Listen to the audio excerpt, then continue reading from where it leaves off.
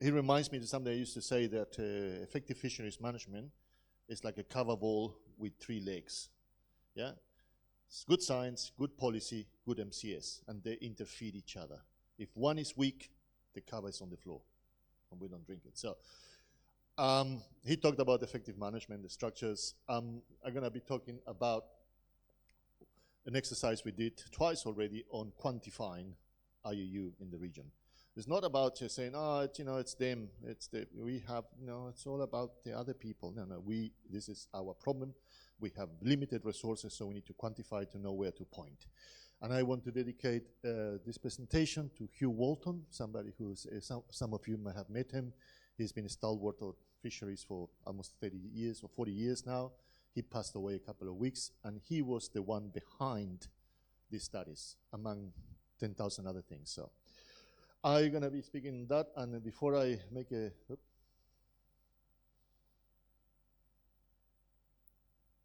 How did this go? Okay. Sorry. Before I start, you're going to hear a lot of me this for the next weeks, and I'm going to be speaking a lot about Pacific fisheries, but I want to make a point very clear from now on. I'm here as a guest, not as a host. Yeah, I spent half my life as a guest worker in the Pacific. So when I speak, in no way I speak in any form or I dare to speak for the Pacific. I'm very honored to speak with Pacific members, but for me, that's it. I'm not here speaking. No one needs someone else from afar to speak on their behalf. Colonization is in principle finished a while ago, so I just want to make that clear right from the beginning. The only reason I'm here is because I've been working with most of you for most of their lives. In fact, I know some here since they were kids, and I'm looking at you. Yeah. So, where this came from? Well, the FFA contracted a group of people to do this quantification study. The latest one was released in December 2021, and it's a follow-up from one before on 2016. The main reasons we found, it was just that actually we liked the idea, and by knowing more, we can understand more. So there was better information that we had, and some more information availability out of the institutions where we work with. So the approaches in general terms to quantifying IUU fishing, and Francis touched a bit on this. It's you have 2 main ways, top-down and bottom-up. We choose a bottom-up approach, as it involves analyzing more detailed information at the local scale in effort to build a more accurate picture of IUU fishing activity, particularly in variation of the vulnerability of such activities. So we aim to arrive to a regional scale sort of estimates of the volume and value of IUU fishing by first breaking down the IUU fishing problem into discrete quantifiable units and then aggregating this to produce a regional scale. As we know, IUU fishing is just a definition, and the first thing when you start dealing with IUU fishing as a job is to understand that it's just not one thing and a little thing. It's just, it's like a continuum with a lot of things that move, so you need to understand them. And you may not ever, but at least you can break it into pieces in order to understand it, particularly when you're trying to approach them from a scientific perspective. The first step was to identify the main IUU risks that we know from the region, and we get this from almost 40 years of information from FFA, and then the main fishing sectors, the purse seine, the tropical longline, and the southern longline. The next step was identifying the information available to support estimates of IUU activity, and then using that information to determine a best estimate level of activity and the most possible minimum and maximum values. So minimum and maximum range consider the uncertainty of the available information. For example, some risks have more information and narrower ranges while other ones didn't. So there was a team of people involved in this, and everyone has a job. I wasn't the statistician. My job was to be the ground truther. So just to, when there was estimates or the identification of problems based on my experience from the fishing boats, but later on along the value chain with the regulators to provide that. So I'm not gonna go, I just want this, you're gonna receive this, so you can go hard later on with the statistics. But basically, we had two ways to deal with this. For some, we have a minimum, a maximum, and it has a triangular distribution. And for the ones we had less, we try to avoid sort of a square distribution on how things were assessed. All of this was then put on the Monte Carlo simulation using a software called At Risk, which is pretty expensive, to define the relative probability that IUU volumes were between those specific ranges, based on the best estimated of minimum and values and the probability distribution assigned to those. So each of the things we found went through this sort of a level process, and of that, now, there was two components to this. One is this part. The other thing, okay, we have limited resources, so we need to know where the main problems are in order to focus attention on them. So yesterday, Viv mentioned the issue of uncertainty, so I was this morning typing fast this. How would you ascertain uncertainty on a problem that by definition is hard to quantify, which is illegal fishing? Yeah, it's not like you have, statistics on illegal fishing. So the width and the maximum ranges in most cases, the narrower the minimum maximum, the best estimate we can have. So on top, so basically all of this one validated against information we had from FFA in terms of, for example, the proportion of the total compliance index ratings. So we're going to talk next a couple of days. So what is the compliance index? Every vessel in the FFA register or 3000 has a compliance index, which is the history of compliance. While we can argue that it could be better done, it's a fundamental element there. And then all of this was presented against the position of all this. That is not the wall that is dirty. This is every vessel that we sampled. So what we found, okay. The main thing, this is there a way to make it smaller because I'm losing a line there. So we had misreporting, which was I think the slides are bigger than the projector, so I don't know if that is an option, but sorry, I'm trying to fast through, but yeah, if you don't see what I need to see. Okay, yeah, thank you, awesome. So we have misreporting, which was 89% of the total estimates of IUU volume that we had. We had non-compliance with other licensing conditions was a 3%, post-harvest risk, mainly illegal transshipping, 3%, and non-licensed fishing was 5%. So the whole idea that the Pacific is full of illegal vessels that are fishing without anyone knowing is debunked to an extreme. So the main problems we have is the licensed vessels, the vessels that are fishing legally. And the main issues we have, as we're going to see, it's of that. The Persane, of course, is the biggest fishery we have, so 72% of the total estimated volume was in the Persane and 46% of the total estimated ex-vessel value. Of course, long liners catch less, but the price is much higher because it's the sashimi market. Tropical longline, 21% of the estimated IUU volume and 40% of the value, and southern longline, 7% and 14% of the estimated IUU value. In one big thing, we put here what was the estimated in 2016, what estimated in 2020, and if it was a change, if it went down, it was more or less similar, or in some cases, if things went up. Yep. So, as I say, you're going to get all this, but for us, obviously, a focus was on misreporting. Yep. And this misreporting, in particular, it's what happens in the areas we don't control. So we use this information at FFA level, but also at country level to define where we focus our efforts to an extent. So basically, the best thing that we can, the first lesson is a positive one. The work that FFA and the member countries does have an impact in the scale of and the nature of IUU in the region.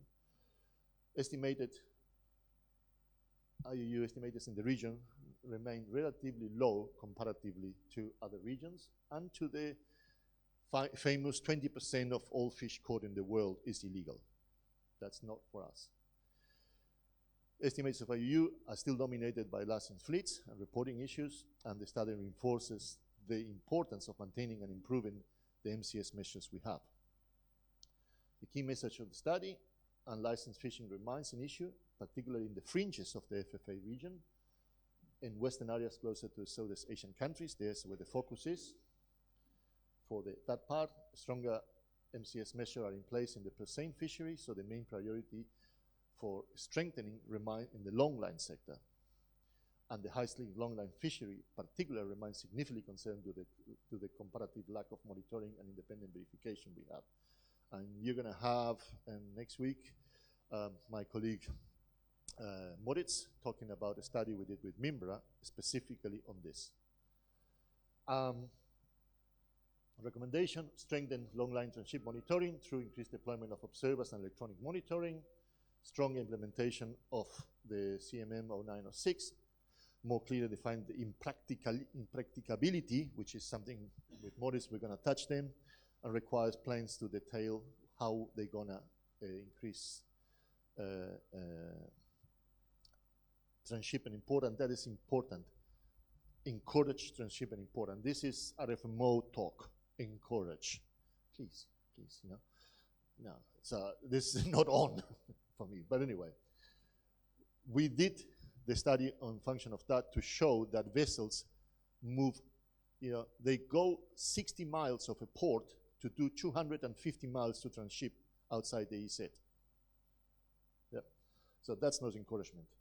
And require carriers to report all encounters, including those that not involve transfer of fish. Strengthen catch monitoring in the longline fishery through the supply chain, through greater use of analytical tools to cross-verify logship reporting, active follow-up and responses of reporting discrepancies, increased deployment of observers, develop the catch documentation scheme to key species. And that's my last presentation next week on what is the problems we're having on this.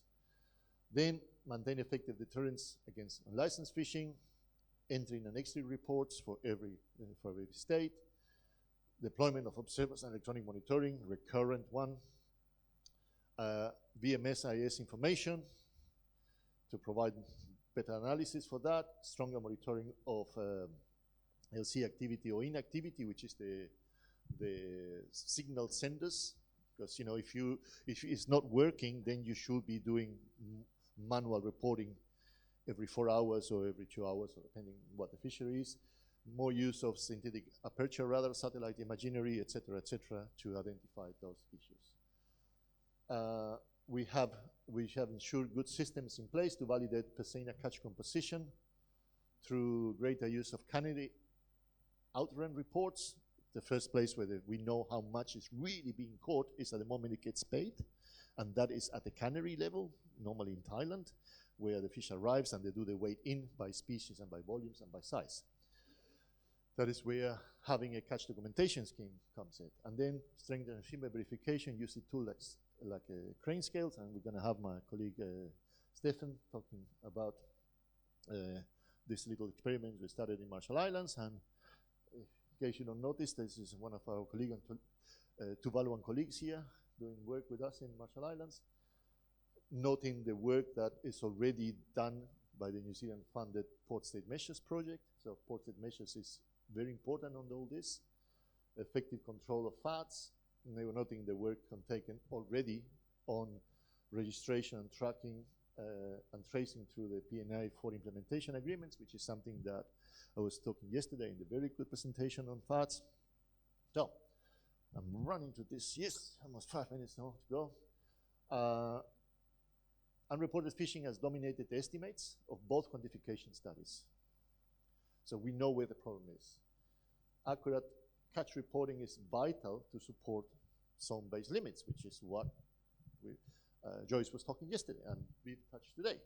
So we have opportunities to understand the accuracy of estimates. Remember that we work on estimates all the way to the cannery. As much as we like, log sheets are estimates. When you use the scales, yeah, we fine-tune the estimates, but still estimates, because we are checking, things that are moving from one side to the other. The time where we know how much fish it is being caught is when it's weighed at the entry of the factories. And even so, then we have to take in consideration that that fish may have lost weight through the processing, or if it's long line fish, it was not the live weight, it's the processed weight. But we're going to touch this later on. We'll talk about catch documentation scheme. More use of increasing analytical tool to cross-verify luxury reporting against other data sources, and strengthening the FFA member regulations are responsive to alleged misreporting offenses, because that goes back to what people saying it's all at national level. So, what are the priorities? Strengthening cooperation, still that. Remember, 45 years and we still have work to do. Regional catch documentation scheme implementation, strengthen port state measures. We're going to be talking about this later on as part of the regional cooperation. Regional implementation of electronic reporting, which is going to strength to strength, and ensuring more effective regulation and monitoring of transshipment. Yep. In the high seas. Remember, containers are not allowed to transship in the high seas. They only can transship in port. The only exception is for longliners. There is FFA and the World Bank Prop are doing much work in terms of the port state measures, as many as New Zealand, and we're working on operational procedures, particularly identification, using regional registries, licensed with regional database, and the maneuvering. And the question we make here, as part of my job, is how can you regulate what you don't understand? So as a fisheries officer and as an MCS people, we more and more need to understand what vessels do and how they behave and what they do. Otherwise, it's really hard to understand what they're doing through analysis. Use Starboard and other IIS tools that are available, and that is a whole seminar on itself, so we're not going to go there. Then, more effective regulation of the monitoring of transshipment. Now, the idea of the transshipments in the high seas, they sell it as, it's just easier, you get together. It's not easy. I've been on those. This is a photo I took. It's not easy. This is 2 vessels in the high seas going. So it's always consequences. So, very different challenge, and it's it's impracticable for certain vessels to operate without being able to transship in the high seas. However, impracticability is not defined in the CMM. There's been now 3 years of working groups at the Commission to define or to rework this CMM, and we're not going anywhere. So potentially is that it's going to be kicked on the side and it's going to be taken by the leader, so there's some hope. Anyway, so there should be economic hardship. I'm not going to go into the details because I am on 1 minute more. And despite the regulations, CMMs fail to carry the responsibilities. Yeah, CCMs, not CMMs. So this is the flag states. Yeah, there is 5 flag states doing this.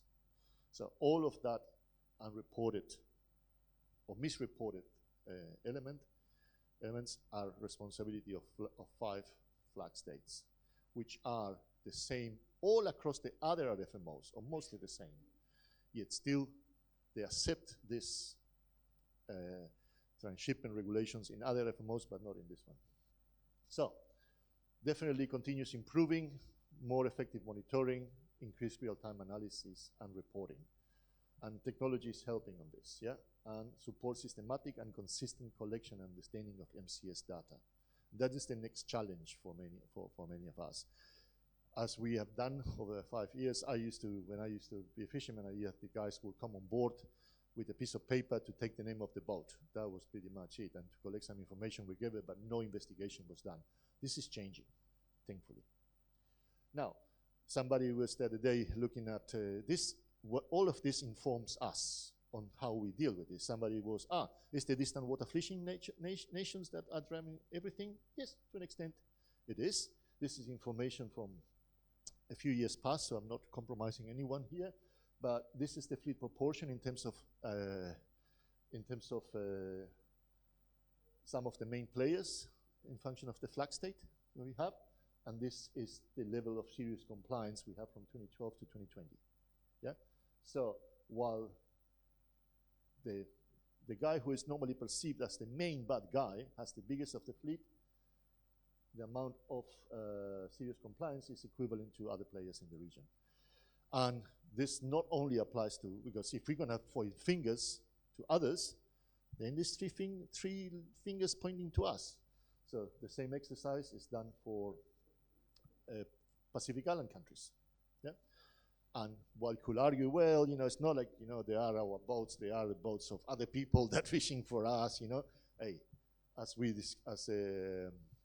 was discussed today, if you are a flag state, based on the attributions that UNCLOS has given you, and UNCLOS is the most ratified thing, you can cherry pick. It's everything or it's nothing.